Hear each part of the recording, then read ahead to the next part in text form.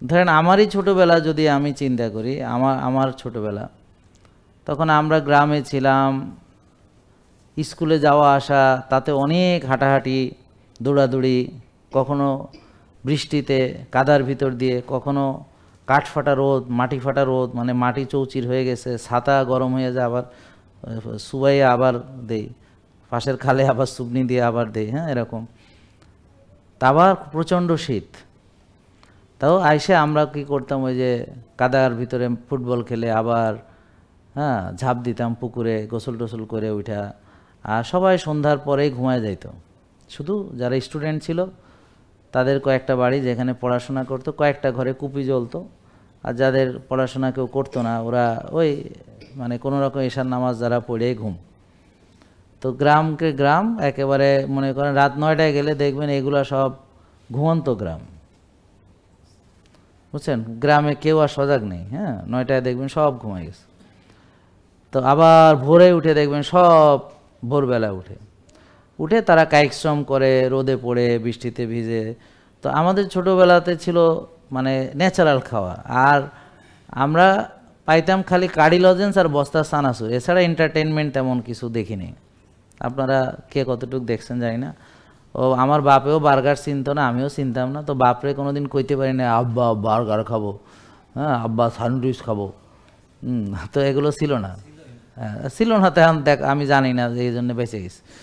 তো এখন বাচ্চারা ওই পেটের ভিতর থেকেই সব জানে, হ্যাঁ মা খায়, বাপে খায়, হ্যাঁ তো ওখান থেকে খাইতে খাইতে আসতেছে, রক্তের ভিতর দিয়ে তো হ্যাঁ পাইতে আছে বাগে। তো অনেক মা এসে আমার বলে আমার বাচ্চা তো রাত্রে ঘুমাইতেছে না। তা আমি বললাম বাচ্চা গর্ভে থাকা অবস্থায় আপনি ঘুমাইতেননি? কয় না আমরা তো সবাই 12টা 1টায় ঘুমাই। তা আমি বললাম বাচ্চা তো ওখান থেকে ওটাই শিখছে। বাচ্চারা যে পেট থেকে বেরোনোর পর শেখে ব্যাপারটা তা না, সে পেটের ভিতর থেকে বাবা মার কণ্ঠ বুঝে, পেটের ভিতর থেকেই শেখা শুরু হয় তার।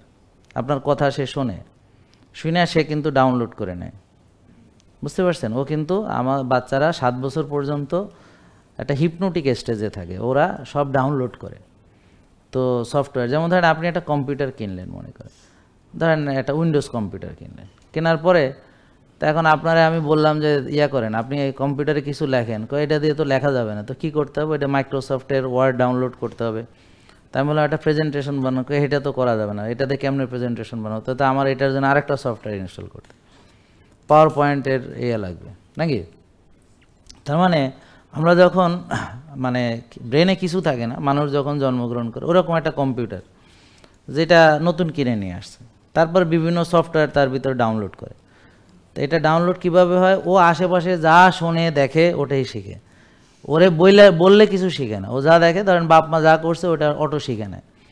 ধরেন আপনি আপনার শাশুড়ির সাথে কেমন ব্যবহার করেন ওইটাকে শিখে ফেলছে ছোটোবেলা। ও যখন 7 বছরের আগেই, মানে ও গর্ভে থাকা অবস্থায় এটা শুনতেছে, হ্যাঁ তখন কিন্তু সে তার সফটওয়্যারে এটা ডাউনলোড হয়ে যাচ্ছে যে আমাকেও কি করতে হবে আমার শাশুড়ির সাথে, বা মানে আপনার মার সাথে আপনি যেরকম ব্যবহার করতেছেন, তো ওর মার সাথে ও কী করবে, ওটা তখনই আসলে ডাউনলোড হচ্ছে।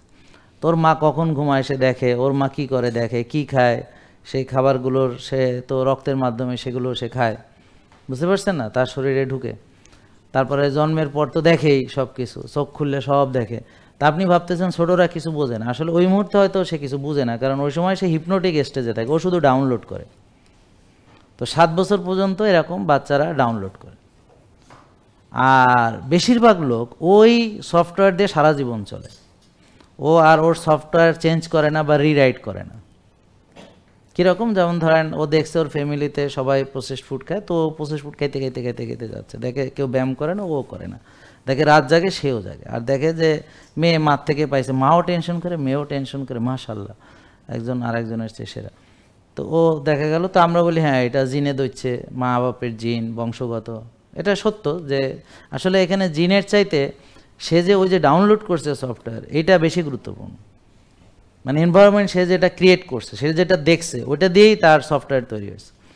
তো তার ক্যারেক্টারও সম্পূর্ণভাবে ওইটাই, সে নিজের অজান্তেই বাপের সব ক্যারেক্টার ডাউনলোড করে ফেলছে, মায়ের ক্যারেক্টারগুলো ডাউনলোড করে ফেলছে। তো জিন যে আমরা বলি বাপ মা, আবার দেখবেন যে এই বাচ্চাটা যদি দেখা গেল সেম বাবা মা, একই বাবা মা, কিন্তু সে কোনো কারণে হারায় গেছিল, তো আরেকটা পরিবেশে সে বেড়ে উঠছে, তো সে আবার ওইখান থেকে ডাউনলোড করলে ওদের মতো হইয়া যাবে।